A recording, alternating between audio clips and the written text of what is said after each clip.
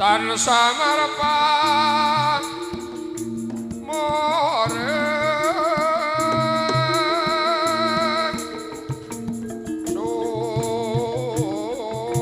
sukma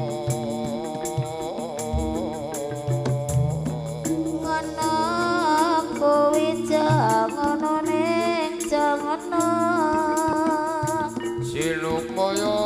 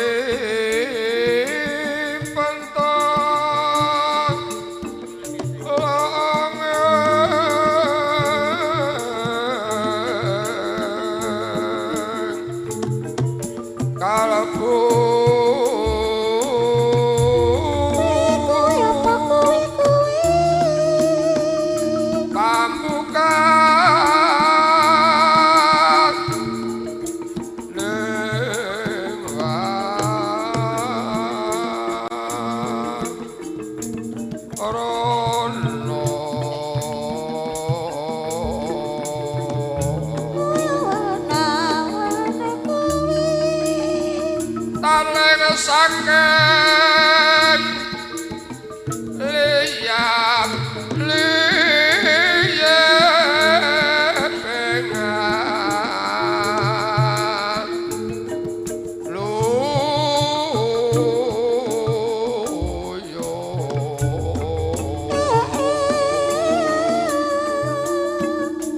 pendo pesat tengesu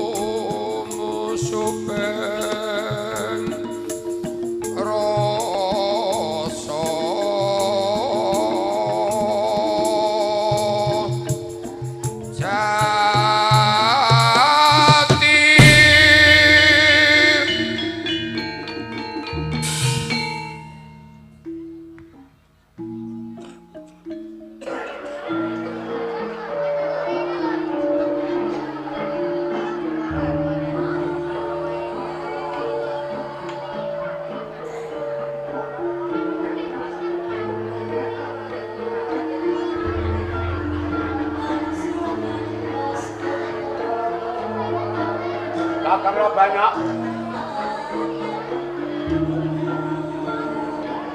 karo sawetara gonmu mampat ing sanggar panelengan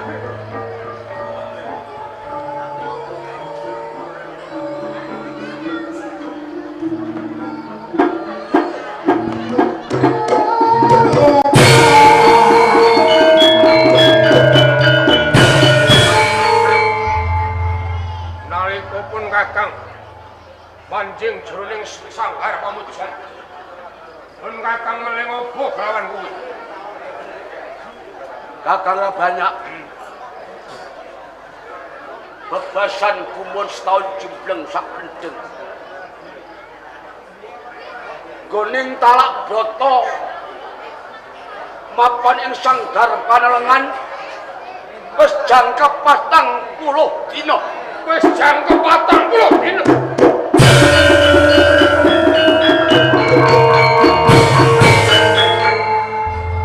mau kepengin Apa to satrane? Kok nganti talak broto 40 dina suwene apa dipenggayu? Para kembar. Kaul kanil.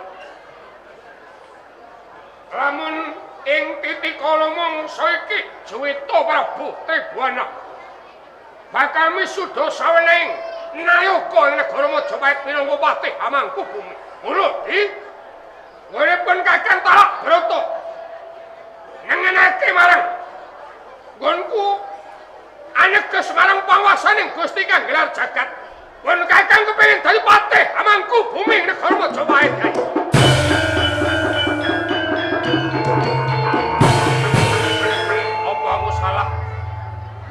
Apa aku luput? Dan pun Kakang dan Pepanggayu. Kuwi ora salah. Kuwi ora luput. Gegayuhan kang luhur. Manungsa wajib nggayuh katundangan kawiryawan. Lamun toh ora jangka ora bakal lakon. Mulane. Nganti pun Kakang larake buka kelawan bule yai. Mereka pun Kakang Pepanggayu kang luhur. Lamun pun Kakang lakon. Mukti ngawi bumi nungku patih Hamangkubumi. Apa kowe ora melu seneng kowe adikku ya? Kakang ra banyak. Piye? Pancen ora kleru. Sesuk tabawa lu ana ing sakngareping gapura Welwatikta. Sang Juta Ratu Tribhuwana Tunggal Dewi bakal amici peranganing prajurit Dharma Putra sehingga prajurit Bayangkara. Nanging kabar sing dak tampa sing piji pinangka patih Hamangkubumi ora perangan prajurit Dharma Putra nanging prajurit Bayangkara. Prajurit Bayangkara.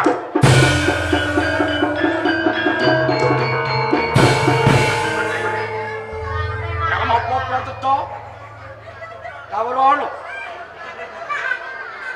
Sing kapiji pirangka patih Hamangkubumi ora ana datan kliya bakal modho.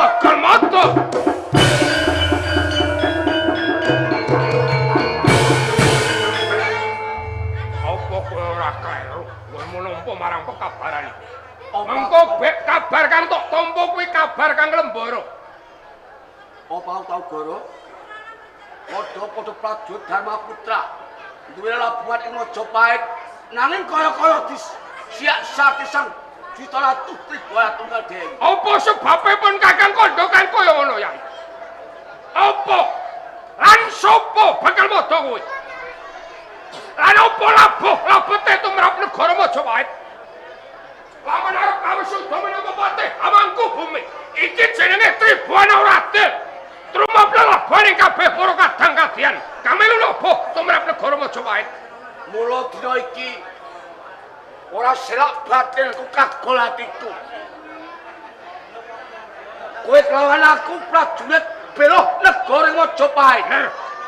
Yen bakal percaya sesuk pamsudan patih Hamangkubumi teko bebarengan iya lan orane sing wijibna patih Hamangkubumi bakal modho. Umpama kelakon kok bakal modho.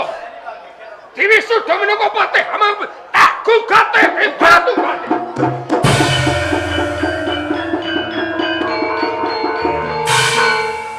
Ora mung kowe. Ora mung kowe Kakang banyak. Kok kelakon modho diwisuda patih Hamangkubumi. Majapahit tanggo Kajang Prabu.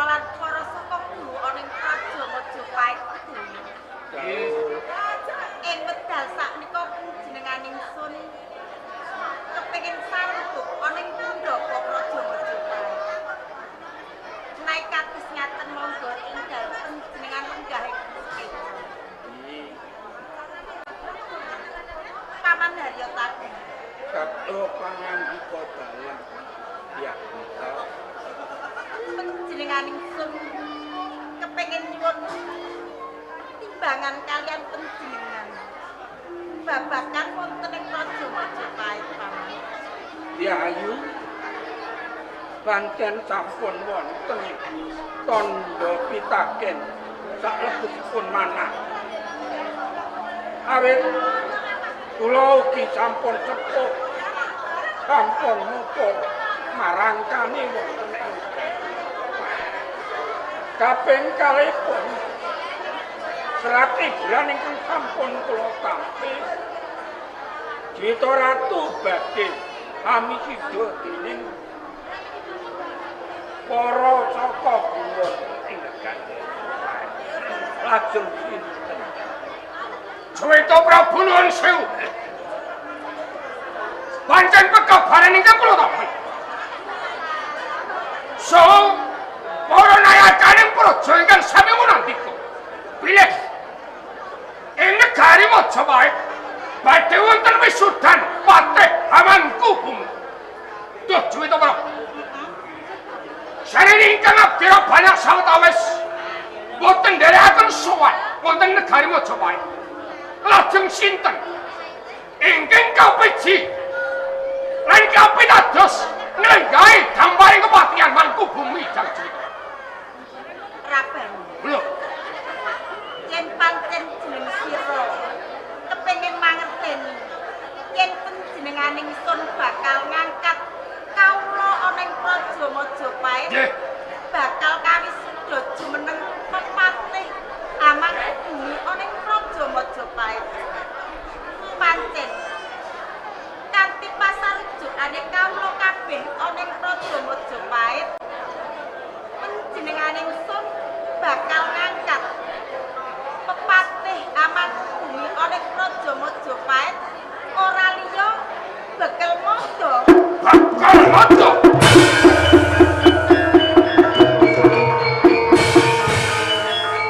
Nuwun sewu. Raban. Menapa sedaya kula sampun rinembat sagunging para saka goreng negari Majapahit. Anggenipun bareng wisuda Bakal Mada minangka patih Hamangkubumu. Pancen kabeh entuk pasarujukane kabeh kawula ning Praja Majapahit.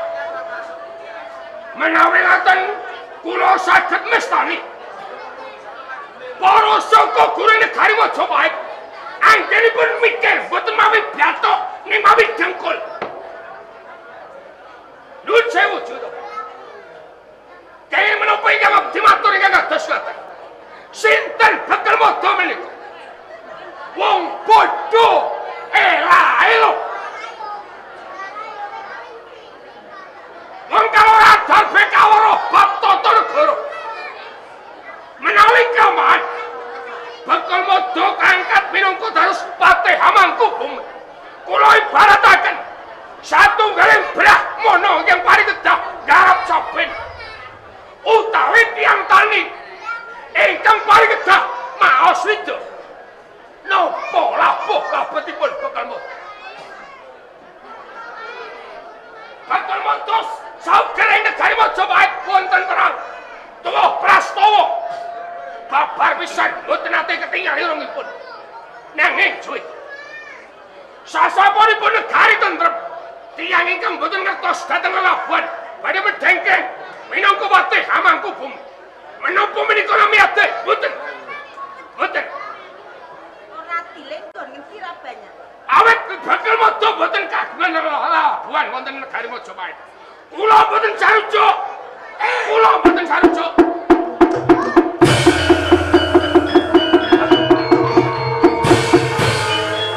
Kowe lah banyak. Adiknya muncrat idumu. Serawean tanganmu. Pendirangan mripatmu. Kaya lanang-lanange jagal. Kowe ora sarujuk. Yen to bekal modo kang wini suda binawa patih hamangku bumi. Hei, ngeten lho, banyak. Aku ngerti. Apa to sebabe nganti kowe ora sarujuk patih hamangku bumi diwelekake kelawan bekal modo. Mergo kepen ngatonake prajurit Dharma Putra Majapahit. Umpama iya arep apa kowe Aditya? Cukup. Jeng Pangeran, Menika musyawarah nganane patih hamangku bumi. Patih badal patih ratu. Kan bedane kok dene ratu. Sapa to modho kuwi? Wong kang bodho, kok ketanggo apa ora sida. Ngenaning saweling reh. Kuwi durung pono. Kaprajuritan, kasudarman, kasastran. Modho kuwi durung duweni pasinan ngenaning tata negara. Yen kakon modho dadi patih hamangku bumi. Dak kaya apa Majapahit. Jebul kaya ngono. Kowe iki sapa? Kowe iki mung cukup abdi ana ing kraton Majapahit. Nang aku duwe hak. Kudune sira ngerti. Iki kan pengarepane sapa? Pengarepane Juta Ratu ana ing Majapahit ya Kanjeng Ibu. Yen sira matur kudu mikir. Sabdaning ratu ra kena wola-wali, sepisan kudu dadi. Yen Kanjeng Ibu nemtokake kudu sira yen kudu. Aja kaya ngono. yen aku rasa cok ayo.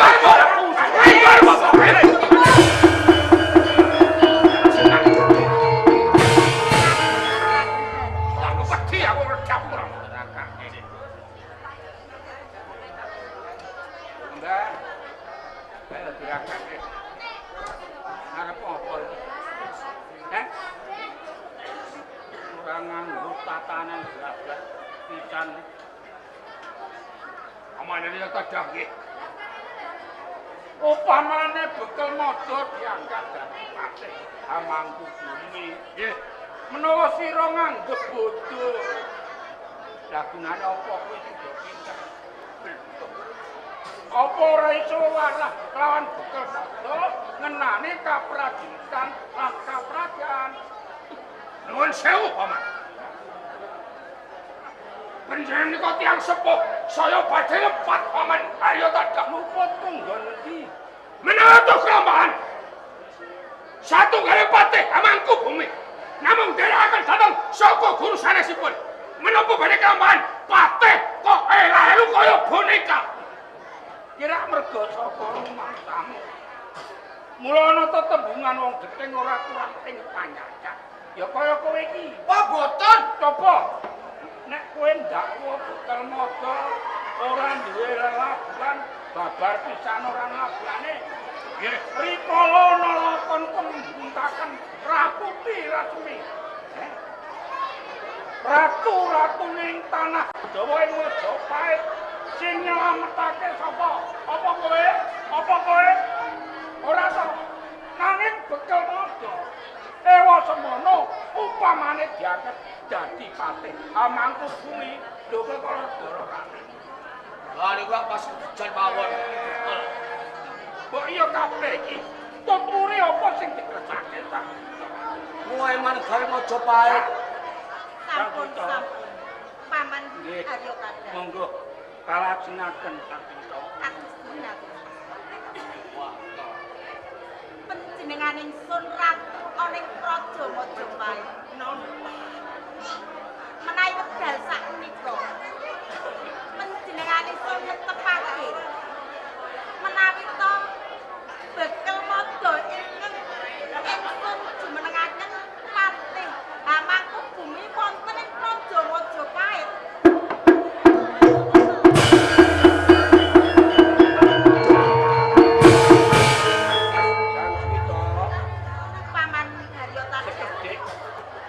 Sareng panjenengan paring dawuh dhateng bekel mada duk rikala badhe kangkat.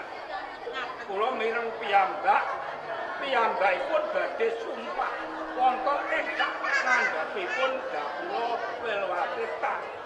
Mila menika sang ratu mumpung nayapa praja pametempah.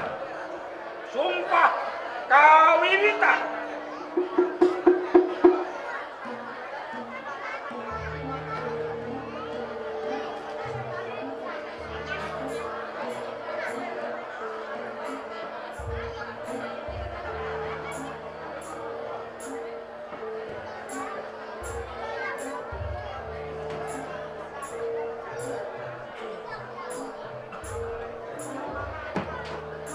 Ratu Tribhuwana Tunggal Bekel mada. pangestu panjenengan ingkang kula suwun. Saderengipun kula kawisuda minangka patih amangka kula badhe nindakaken sumpah palapa Sitra. Bekel mada. Dawuh tunggal. Pamit mustak sapa ning puja pangestuning panjenengan ingsun wae ingkang setapak. Kula tamu tiyang nyuwun pamit sarta pangestu. Mula negara Majapahit dadi tanggung jawab.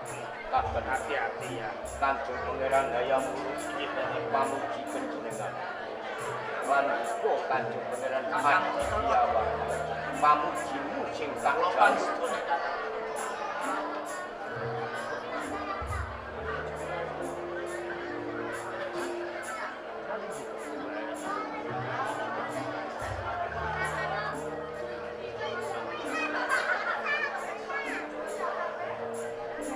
Kabeh para kawula para pangembating praja para sapa kula nyuwun nderek anyeksen bakal modo bakal hamewiti sumpah palapa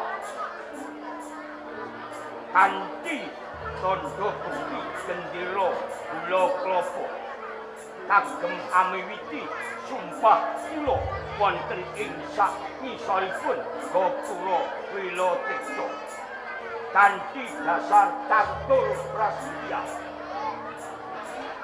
Bayangkara haniku Setya Prabu sing tegesi kabeh kawula ing Majapahit ayo padha bukti padha sungkem marang sesembahan Bayangkara gunung Akrati bina yen labuh negara aja arep-arep ganjaran rejo ing gawe sepi ing pamrih Bayangkara haniku tansah tresna tresnanono negara Majapahit pindho nesnani jiwa lan ragane kaya-kaya nyawa totohane Bayangkara haniku hangnyah musuh yen ana payo-payo ing Majapahit ayo bareng-bareng rewangi pecate nyawa labuh ana nganti titik sing ludira kanthi dasar punika tunggal eka beda suku beda agama beda pinemu ayo manunggal dadi sawiji nentengke praja Majapahit ingsun sumpah ora dahar koing dami yen durung ngungkulake Nusantara Pahang Pamalayu Tasik Malaya, Dompo, Bali, sapanunggale kanthi dasar ingsun mukti palapa.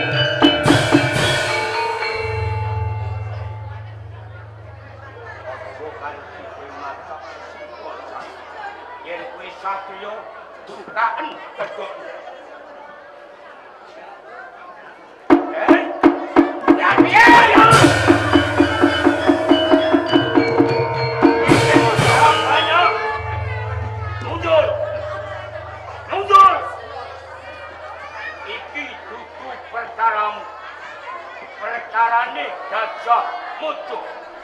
Gajah Mada ora kepengin nganakake ten pinate.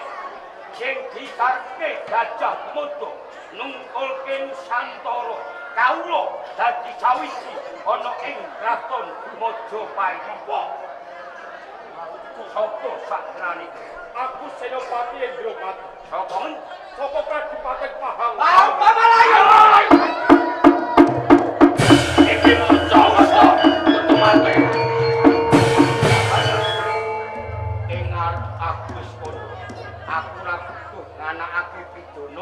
Sing tak butuhke manunggaling kawula Nusantara ana ing kraton Majapahit. Irapat tukul mojo. Apa karepmu? Nanti pemat tak kopeng ngajak ana ing pasumpah palapa. Tukul mojo. Aku kautus saka ngersane Kanjeng Adipati Sri Indrama. Apa dawuhe? Kang supaya mateni kowe.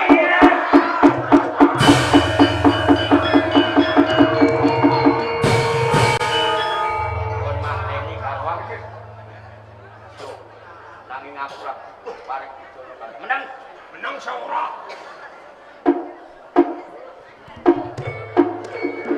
Selamat ya.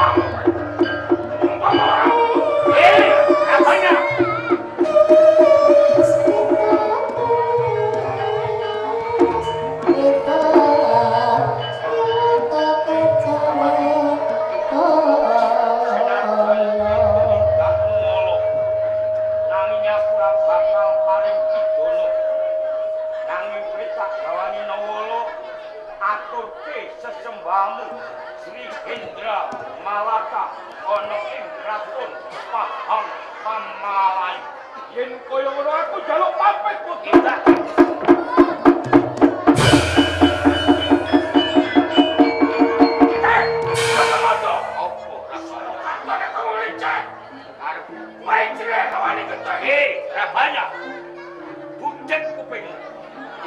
Majapahit butuhke kerukunan ngumpule Nusantara ora nganakake paten lan paring pidana. Krungu kowe ora rotenane negara tanpa dipecah pada menungkul negara Majapahit.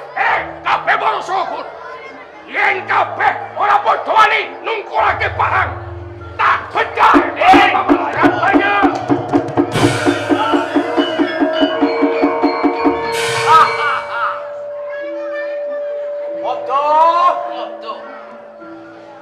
Tumalungkung adol gendong sawis sumpah ana sak ngarepe gapura Perwatikta. Ning aja ngimpi Wada. Nusantara tombo tebani Sabang sampe Merauke. Ora kelakon nyawe jati Nusantara. Bandira Pahang Pamalayu kudu kowe sing kula iki lho. Ojol, tunggu.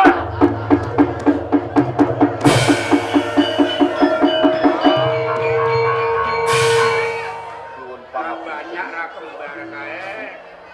Anggen kong-kong nyari. Selawase dadi senopati perang tau. Jajak. Paring mangan diko Cinta.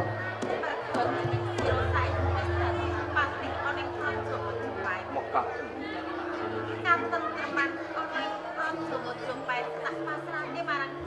senwangaya ingkang putra badhe kula golewentah minangka benjang calon ratu wonten ing kraton Mojopahit.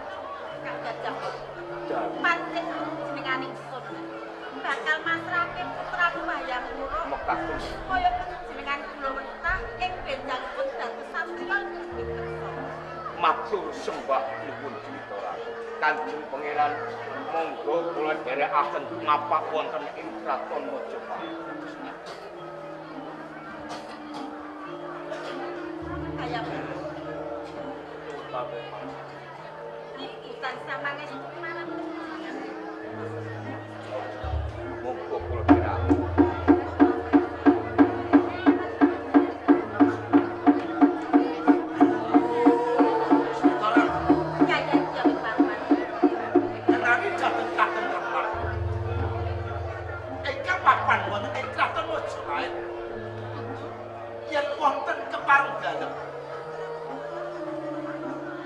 Kepareng kula nganti sampe rawaning prajurit ing Mojopahit.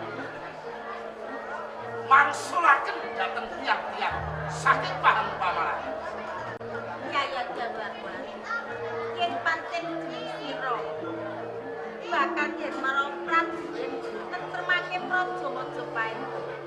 Tak pasrahke marang Kepareng kula nyuwun tambahi pangestu. jenenganipun pangestuni marang sira.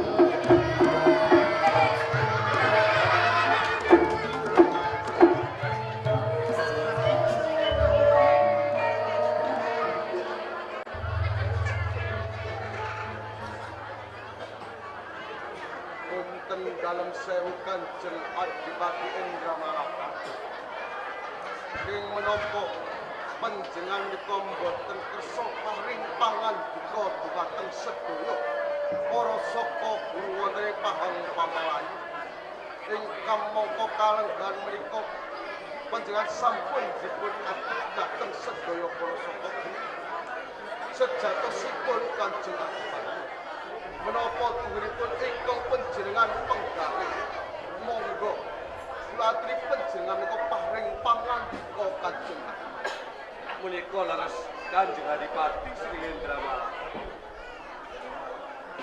kenging menapa Kas panjenengan katon suntuk sak menika wonten wigatos. Mbok yo panjenengan walaka kemawon Kanjeng Pak. Rattenopati Indra Lokal lan Kuendrayuta. Nggih, sapula tinimbala. Yo kene opaku saben dino. Isine mung meneng wae. Ora kasamatur marang sira kabeh. Barek karo kati sing bakal pekarake karo ku. Wonten salah satunggaling kawigatosan ingkang badhe panjenengan aturaken dhateng sedaya para sahabat. Yo, Menawi menika mboten wados, kula aturi enggal panjenengan menika walaka kemawon panjenengan. kabeh ora mawati. Yen bisa para andan kabeh para sakur. Kabeh kudu marteni apa ta wati. Mula kadhepete. Nalika semulaku kulo kabar. Ing protsomo supaya kae bakal nganakake patih hamangku bumi. Pancen kumutus marang Indrapati kan supaya mawat ana ing praja Mojopahit. Kalamun ing makale cipta yen ing Mojopahit sang Sutaratu kae misuda Bhagawato kang supaya minangka patih hamangku bumi praja Mojopahit aku nguwatirake para Ingkang panjenengan kumatosaken menika babagan menapa kanjengan. Burung tawro kalamun moto sinai pati.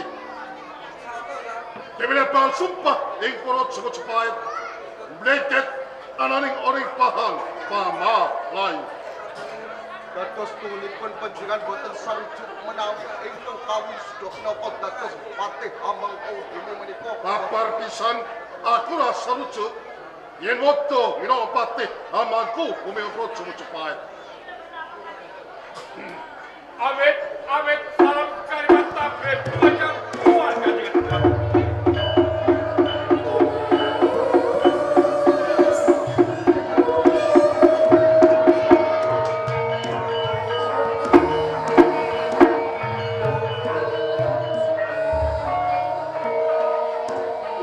Senopati Indrapati Sabtu Katibalan.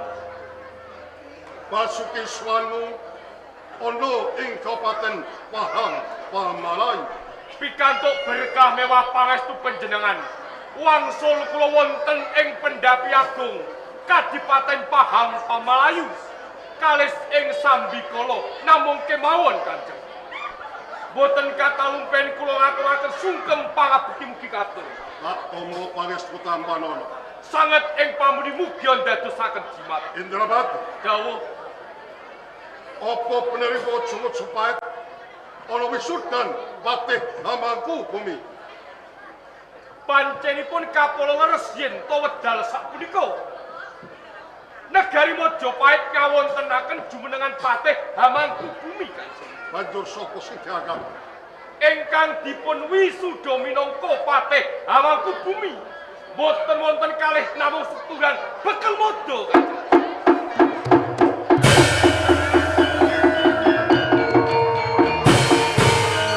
Indrapati, Dawuh sakwise moto kawisuda minangka patih hamangku bumi. iji Nalika semono aku pusan karku supaya ngelimpih mateni marang bekel moto. ngaturi pirsa Kanjeng Hadipati Sri Hendra Malaka. Sasampun bekel modo dipun wisuda minangka patih hamangku bumi wonten ing negari Mojopahit. Bekel modo sumpah wonten sangajengipun gapura sinipit kurang utawi gapura Welwatekta. Yep.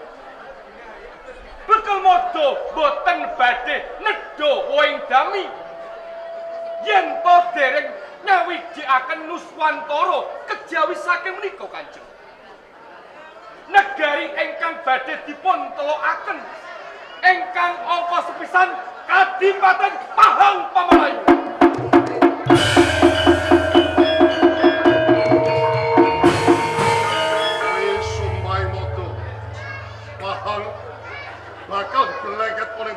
Majapahit. Sak banjuri sasampun beken modo sumpah. Rumaos gini get-get sak lebetipun mawana. Sak temah kula mawi tombak. Kula lumampah kanthi dedemitan. Badhe kula jojoaken wonten wadukipun beken modo. Nanging Kanjeng, naik kepriye?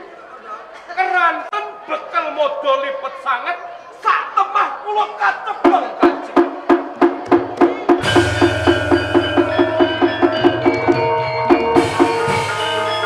Indrapati. Kondo mungsuh yen wis kapikut dinapa kowe rati kunjara.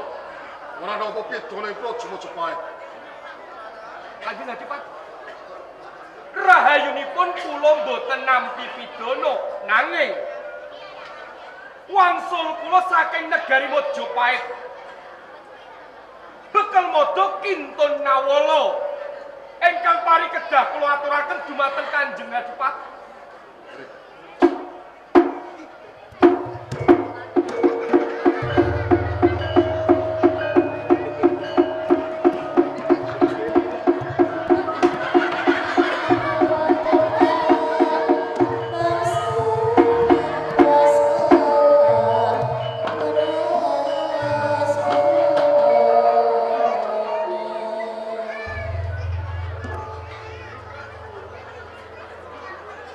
Nawala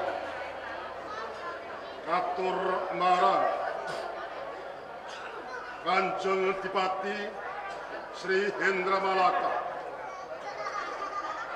Saka ingsun Prabu Sri Majapahit anutus marang Patih Hamangku Bumi ing Praja Majapahit. Patih Gajah Mada Nawala Swarasani ingsun ngeparengake kaya sira manunggal Praja Majapahit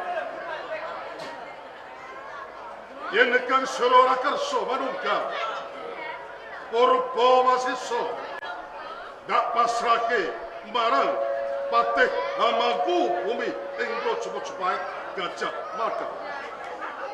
Soingsun Sang Jito Prabu Sri Majapahit keparap ing Pajajaran.